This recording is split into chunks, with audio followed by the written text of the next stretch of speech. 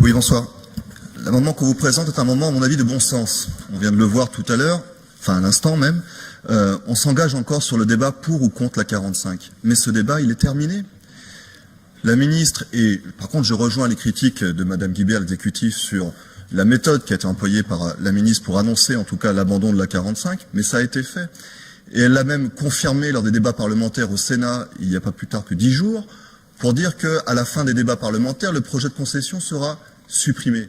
Donc il est, à mon avis, grand temps de ne pas prendre un train de retard et de se mettre tout de suite au travail sur les réunions, dans les réunions préfectorales, en tout cas en préfecture de région, sur les alternatives à la 45. Elles ont eu lieu déjà depuis 1 an. Il y a 4 groupes de travail qui existent aujourd'hui.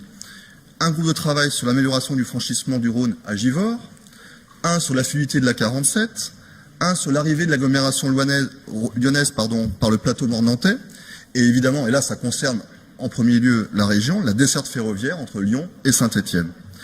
D'ailleurs, je me permets de rappeler que la précédente majorité rhône-alpine avait permis le doublement du nombre de voyageurs entre Lyon et Saint-Étienne. Donc on voit qu'il y a des possibilités, il faut vraiment qu'on se mette autour de la table et travailler avec tous les partenaires, l'État et les collectivités locales.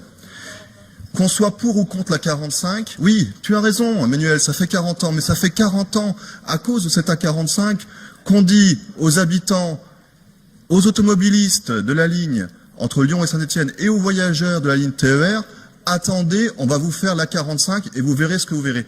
Il faut accepter son abandon et travailler sur des alternatives pour pas avoir un train de retard. Qu'allez-vous dire aux habitants de Fermigny qui sont sur une ligne mal sécurisée pour entrer sur leur commune? Qu'allez-vous dire à ceux de Terre-Noire qui subissent tous les soirs des bouchons? Au maire de la Grand-Croix qui attend l'investissement de la région pour agrandir un parking relais entre des bus et une liaison avec le train? Qu'allez-vous dire aux automobilistes qui, dans la vallée du Gier, n'ont pas de bande d'arrêt d'urgence? Toutes ces thématiques-là sont sur la table aujourd'hui. On critique souvent les collectivités locales, et d'ailleurs à juste titre, critiquent souvent l'État parce qu'ils sont en retard et ne sont pas au rendez-vous pour financer des alternatives et la sécurisation des routes et aussi des échangeurs de la vallée du Gier. Là, ils sont sur la table. C'est vous qui êtes absents. Donc, vraiment, je vous interpelle, quand vous allez voter cet amendement, ce qu'on vous propose, c'est on se met autour de la table, on travaille, toutes les collectivités locales avec l'État, pour financer et résoudre les problèmes qui existent depuis trop longtemps.